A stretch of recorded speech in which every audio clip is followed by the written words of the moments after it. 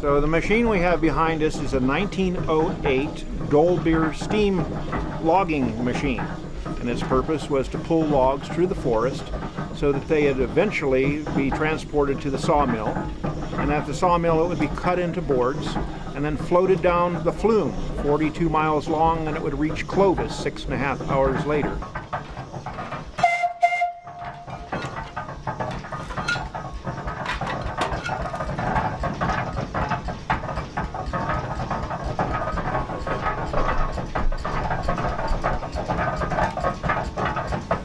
So this steam engine operates essentially by a wood fire boiling a steep kettle full of water, creating steam.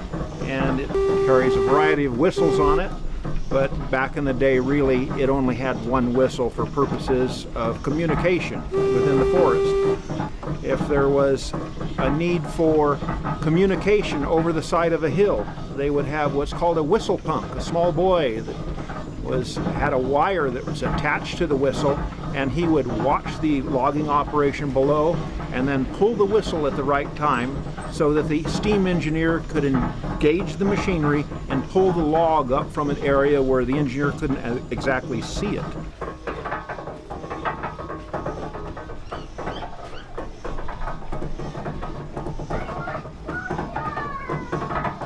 What we will demonstrate is how this machine actually used cables and pulleys to pull logs across two-pole chutes, which is essentially a road through the forest. Essentially, the loggers would drop the trees, and this machine would roll the logs into two-pole chutes, which is basically a road through the woods. They would drag these logs through the woods, eventually dumping them into Shaver Lake. It would be gathered up by the steamboat, the Michigan, transported over to the sawmill. The sawmill would then cut them into boards.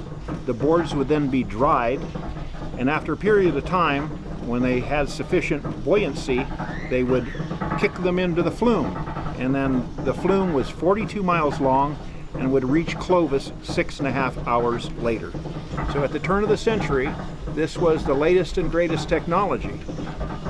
And so for 108 years old, it's a pretty fascinating machine.